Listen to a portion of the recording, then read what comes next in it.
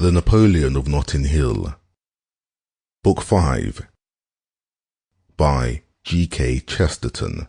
Narrated by Sam Cousy. Chapter 1. The Empire of Notting Hill. On the evening of the 3rd of October, 20 years after the great victory of Notting Hill, which gave it the dominion of London, King Auberon came, as of old, out of Kensington Palace. He had changed a little, save for a streak or two of grey in his hair, for his face had always been old, and his step slow, and as it were, decrepit. If he looked old, it was not because of anything physical or mental, it was because he still wore, with a quaint conservatism, the frock-coat and high hat of the days before the Great War. "I have survived the deluge," he said. "I am a pyramid and must behave as such."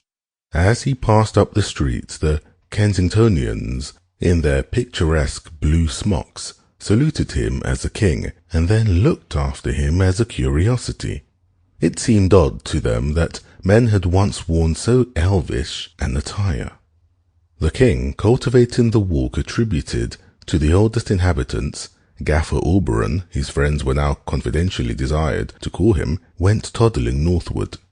He paused, with reminiscence in his eye, at the southern gate of Notting Hill, one of those 9 great gates of bronze and steel, wrought with reliefs of the old battles by the hand of Chiffy himself.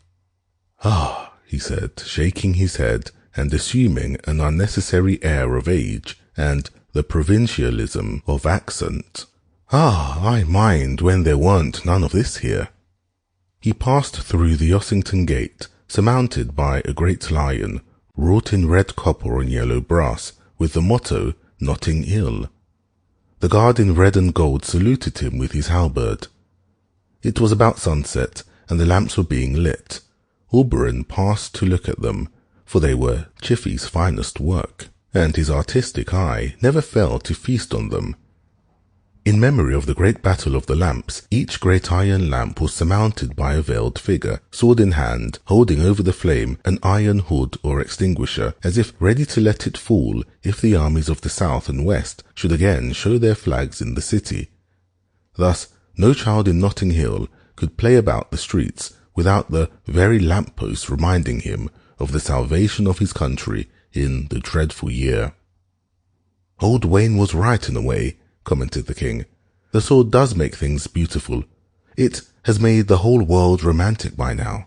And to think people once thought me a buffoon for such—" Sample complete. Ready to continue?